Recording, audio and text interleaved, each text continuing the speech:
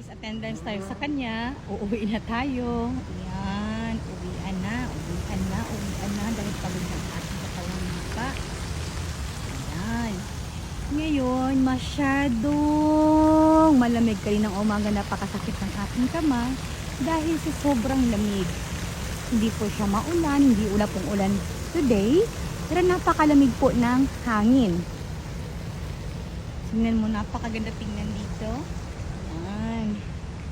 Bye-bye. And guys, magsisimula na daw ang totoong winter sa Sunday. Good luck sa ating lahat. Eto na.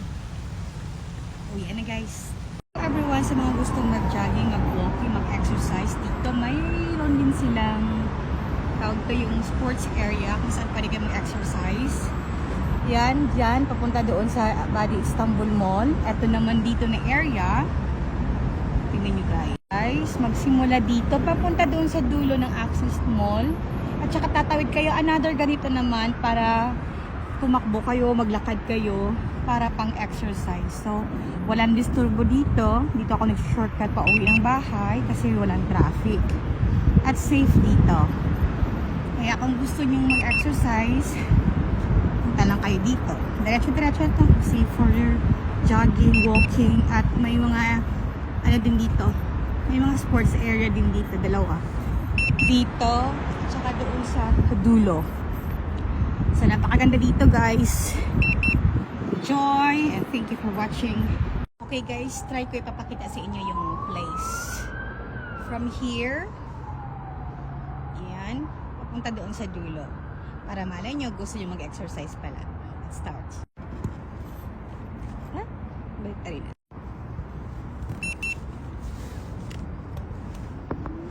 Yan. Tandaan ng ating pagmamaneho.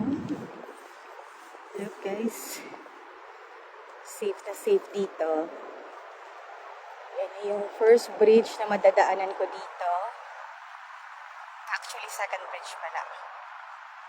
Ito na yung shortcut. Yan.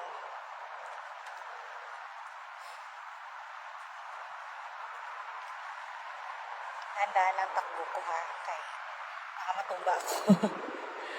Hindi naman sa... Drive mode lang tayo. Friendly lang. Kasi doon yung main highway sa kabila. Ang dami nagagalit sila agad pag alam mong hindi sila nakakalusot. Alam mong madali lang sila magalit dito.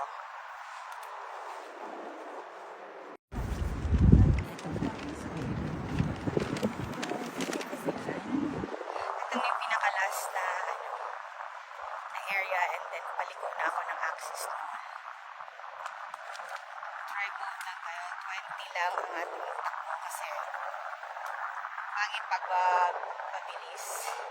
Hindi maganda ang video. Ito, minsan dito ako nag-exercise pag may oras. Especially yung summer.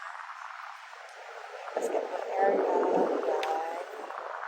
Kaya sinasabi ko na sports area.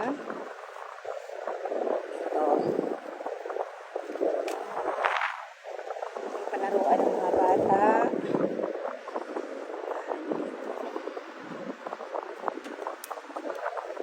Tapos pwede ko